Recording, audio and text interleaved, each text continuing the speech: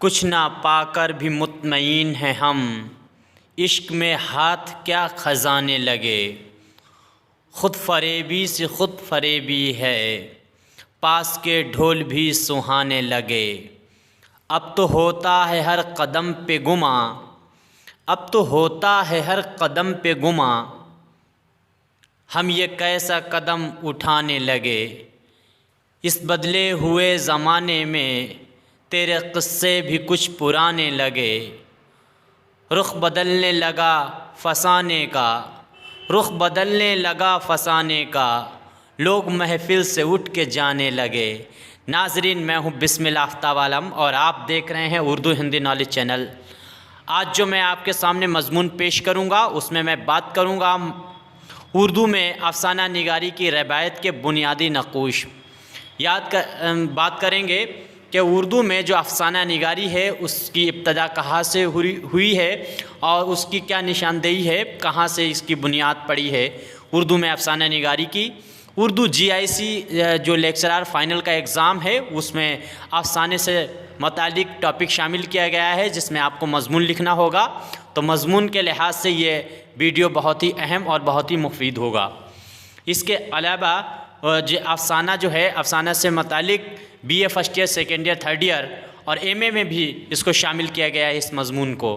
तो आइए जानते हैं अफ़साने के बारे में और इसकी रिवायत जो है उसके बुनियादी नक़ूश क्या हैं, इस पे बात करते हैं।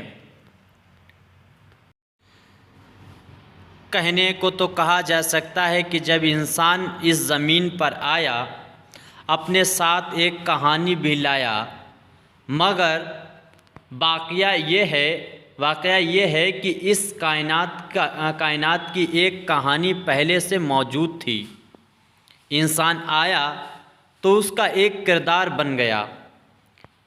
एक किरदार नहीं बल्कि जितने इंसान उतने ही किरदार, कि हर किरदार इस कायनात को वहाँ से देखकर मानवियत अख्ज़ कर रहा था जहाँ वो खुद था या जिस सूरत हाल में उसे बसर करना पड़ रही थी।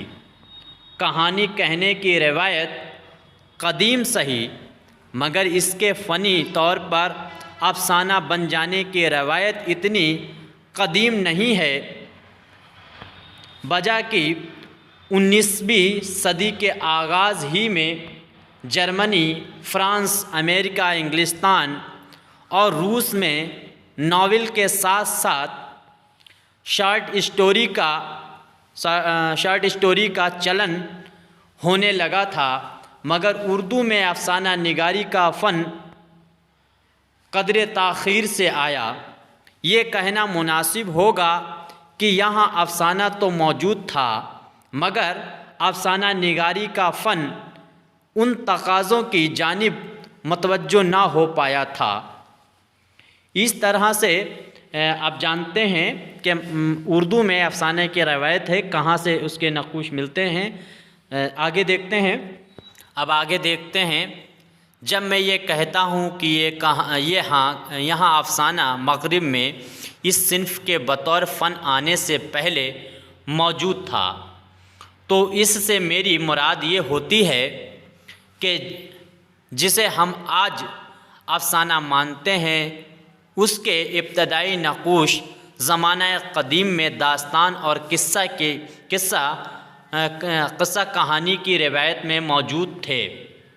इस सारे इलाक़े में जहाँ अब उर्दू बोली और समझी जाती है, इससे पहले से कई ज़बानें मौजूद थीं और इतनी इर्तक़ा याफ्ता थी कि इनमें क़िस्से कहानी की रिवायत तहरीर सूरत में मुस्तहकम हो चुकी थी।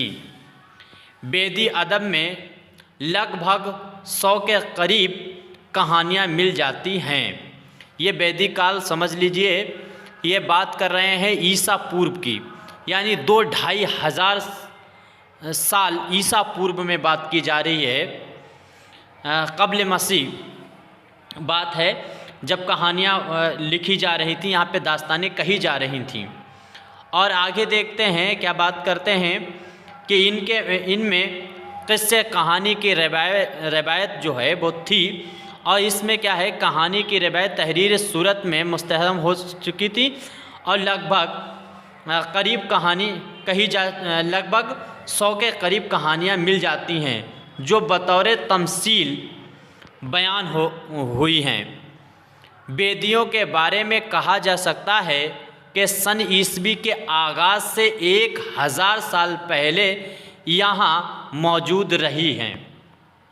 याद रखना, यानी जो सन शुरू हुआ उससे 1000 साल पहले से ये कहानियाँ कही जाने लगी थी और इन कहानियों में हिंदू धर्म की वो धार्मिक किताबें मानी जाती हैं, लेकिन कुल मिला के उनमें भी बहुत सी कहानियाँ मौजूद हैं।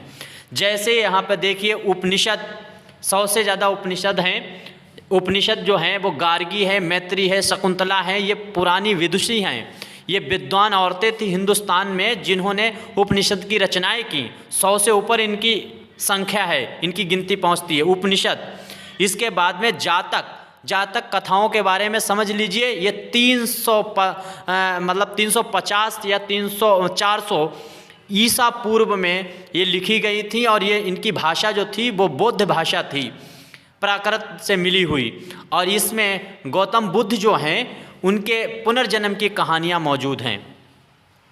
यानी इससे पहले कहा गया कि गौतम बुद्ध इससे पहले जो है वो मानव जीवन में आने से पहले, यानी भगवान बनने से के मतलब हिंदुस्तान में जब वो भगवान के नाम से भगवान की श्रद्धा के तौर पर मशहूर हुए, तो उससे पहले कहा जाता है कि गौतम बुद्ध जो हैं वो 550 मरतबा जन्म ले चुके थे पहले ही जानवरों की शक्ल और सूरत में, उसके बाद इंसानी सूरत में वो आए। तो उनकी कहानियों को, इनके धार्मिक जो बौद्ध धर्म की धार्मिक और गौतम बुद्ध की जो अपनी पर्सनल कहानी है उनकी कथाओं को, जो पुनर्जागरण की कहानियां हैं, उनको जातक कथाएं कहा जाता है। इसके बाद में पंचतंत्र की भी कहानियाँ 2500 साल ईसा पूर्व में लिखी गई। पंचतंत्र की कहानियाँ जब 1847 के बाद आसपास में सिंधु घाटी सभ्यता की खुदाई शुरू की गई है, वहाँ से पंचतंत्र की कहानियाँ मिलती हैं वैदिक काल की। और जो कौवे की कहानी आपने सुनी होगी, वो कौवा होता है प्यासा और पत्थर डालता है, घड़े में डालकर पानी होता है और पत्थर डालने से पानी ऊपर आ जाता है, फिर वो पी लेता है। ये कहानी जो इस टाइम पर बहुत ही फेमस कहानी है, यह पंचतंत्र की ही कहानी है। आज से तकरीबन 4,000-4,500 साल पुरानी कहानी है। इस तरह से है ना पंचतंत्र और परहत कथा की कदामत तस्लीम शदा है और ये अदब अपने अंदर कहानी की एक ख़ास रिवायत रखता है। चीन कथा कोश नंदी सौमित्र, इसके बाद में हर्षचरित भी मतलब जो है हुजूर करीम सल्लल्लाहु अलैहि वसल्लम के आसपास, जब हुजूर करीम सल्लल्लाहु अलैहि वसल्लम हयात में थे तब उस टाइम पर ये लिखी गई हर्षचरित। राजतरंगिणी है, हर्षचरित है, मैग्निस्ते है, मैग्निस्ते की लिखी हुई किताब है इंडिका, ये तमाम हैं। ये कहानियाँ लिखी जा रही थी। इसके बाद में हतोष देश है और बेताल 25 है, सिंहासन 32 जैसे कहानियाँ यहाँ पर चल रही थी। हर कहानी का चेहरा आपको लुत्फ़ दे जाएगा। कहानी की इस रिवायत में किस्से की रिवायत को भी शामिल कर लीजिए जो ईरान और तुर्की से हमारे यहाँ आ रही थी। कहते हैं 550 में ईरान से हकीम बर्जबिया हिंदुस्तान आए तो अपने साथ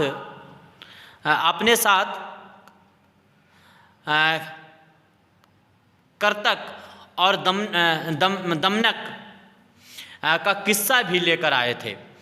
ये वही किस्सा है जो बाद में ये वही किस्सा है जो बाद में कलीलो दमना के नाम से मशहूर हुआ था, जो कहते हैं कि ये कहानी का अपना वतन कोई नहीं होता, कहानियाँ इधर से उधर उधर से उधर होती रहती हैं, नगरी नगरी घूमती हैं और जहाँ पहुँचती हैं वहीं की हो जाती हैं। तो हमारे यहाँ भी यही होता रहा है। हाँ, यहाँ की कहानियाँ बाहर जा रही थीं और वहाँ की इधर आ रही थीं, यानी हिंदुस्तान की कहानियाँ बाहर जा रही थी, बाहर की कहानियाँ इधर आ रही थीं। मगर लुत्फ़ ये कि जब ये कहानियाँ एक ज़बान से दूसरी ज़बान में मुंतकिल होने के बाद वापस अपनी ज़बान और इलाक़े में पहुँचती थीं तो इतनी बदल चुकी होती थीं कि पहचानना मुश्किल हो जाता था। इस बात की एक मिसाल अलिफ लैला की कहानियाँ हैं, जो फ़ारसी से अरबी में पहुँची, मगर जब वापस फ़ारसी में मुंतकिल हुई तो उनमें से बहुत सी कहानियाँ शामिल हो चुकी थीं। उन्हें बहुत कहानियाँ, दूसरी कहानियाँ शामिल हो गईं। याद रहे कि दुनिया की सारी ज़बानों में कहानी पहले नज़्म की सूरत में आई और जूँ जूँ इंसान का शऊर तरक्की करता गया, यह रिवायत भी नस्र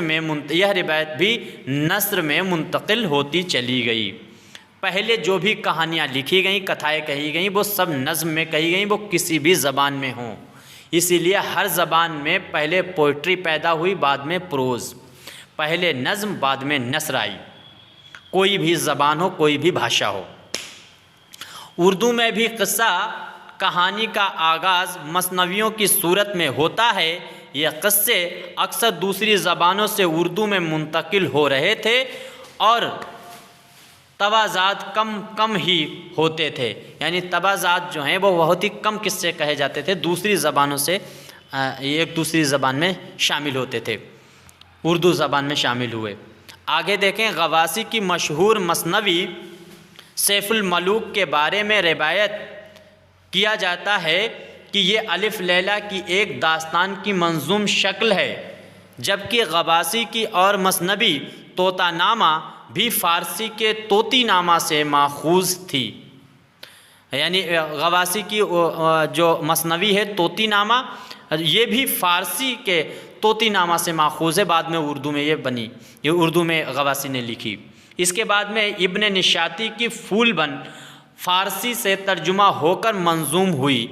नुसरती की मसनवी गुलशन इश्क भी बयान होने वाला क़िस्सा पहले से फ़ारसी और हिंदी में मौजूद था। खैर, इन क़िस्सों में कई ऐसे टुकड़े मिल जाते हैं जिनमें लिखने वालों ने अपने तख़ील से काम लिया है, यानी अपनी सोच से अपने ख़यालात बयान कर दिए, साथ में मिला दिए हैं। और यही वो टुकड़े हैं जो रफ्ता रफ्ता तवाज़ात कहानी लिखने का जुवाज़ हुए। मुल्ला वजही की सबरस के आते आते ये रिवायत नस्र में मुंतकिल हो गई थी। मीर अता हुसैन ख़ान तहसीन ने जब अमीर खुसरो की फ़ारसी तसनीफ़ क़िस्सा चहार दरवेश को उर्दू में ढाला तो नस्र की ये रिवायत भी मुस्तहकम होना शुरू हो गई थी। इसके इस्तेहकाम में कलकत्ता में कायम होने वाले फोर्ट विलियम कॉलेज के ख़िदमात को नज़रअंदाज नहीं किया जा सकता। कहानी इस रिवायत में इस पर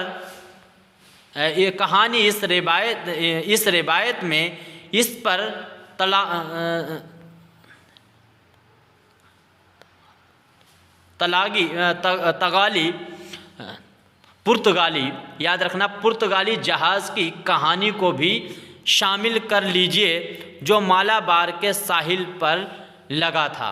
यानी हिंदुस्तान में जो विदेशी आए उनमें सबसे पहले पुर्तगाली आए, उनका जहाज़ आया था 1600 में, 24 अप्रैल 1600 में हिंदुस्तान ये आए थे। तो उससे भी मुताल्लिक़ लिखी गई कहानी है और कैसे आई ये भी किस्सा बनाया गया है। इसके बाद में जिसमें प्रिंट प्रेस की मशीनें और दूसरा सामान लदा हुआ था, यानी ये जहाज़ जब आया तो इस जहाज़ में जो प्रेस प्रिंटिंग है छापे खाने की, उसका सामान और तमाम मशीनें इसमें लदी हुई थीं। और 1803 तक कायम होने वाले कई छापा खाने समेत फोर्ट विलियम कॉलेज के इस प्रिंटर प्रेस तक सब ने कहानी की रिवायत पर असर डाला था। समझ में आई बातें? इसके बाद में इस तफसील में जाने का मकसद ये है कि हम ये बात ज़हन नशीन रखना होगी, हमें ये बात ज़हन नशीन रखना होगी कि हर इलाके के अदब की एक अपनी रवायत भी होती है जो उसे दूसरी ज़बानों और मुल्कों के अदब से अलग शनाख्त अता करती है। अदब और सकाक़त में दूसरी तहज़ीबों से लेन देन मामूल की बात सही, मगर इस लेन देन के बाद मकामी आहंग में ढलने का मरहला इस रिवायत के ज़ेरे असर तय पाता है जो ज़मीन में जड़ पकड़े पहले से मौजूद होती है। तो इस तरह से मैंने आपके सामने आज उर्दू में अफसाना निगारी के जो इब्तदाई नकूश हैं उस पे बात की। आपको पता चला होगा इसमें मैंने जातक कथाएं हैं उन पे बात कर दी, और तमाम बेताल पच्चीसी है सिंगार, इन पे बात कर सकते हैं। हिस्ट्री में मैं यूपीएससी की तैयारी कर रहा था तो ये मैंने सारा किस्सा जो है वो अंग्रेज़ी और उर्दू में पढ़ा था। उसके अलावा मैंने इसको जो है हिस्ट्री में भी पढ़ा है, तो उसी से मुताल्लिक़ ये मज़मून है जहाँ से हिंदुस्तान में पहले नज़्म में दास्तानें लिखी गईं, फिर वो नस्र में हुई, और इधर से दूसरी ज़बान से तीसरी ज़बान पलट के इधर की ज़बानों से दूसरी उधर की ज़बानों में विदेश की जो ज़बानें थीं उनमें तर्जुमा हुई, और विदेश की जो कहानियाँ किताबें थीं उनको तर्जुमा हिंदुस्तान की ज़बान में किया गया।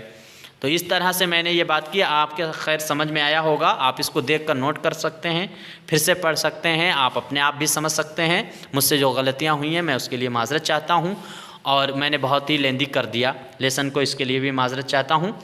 अब मैं आपसे गुजारिश करना ये चाहूँगा कि अगर आपको कुछ मशवरा देना है तो आप मुझको कमेंट कर सकते हैं। तब तक के लिए शुक्रिया, अगले मज़मून तक के लिए शुक्रिया। खुदा हाफ़िज़।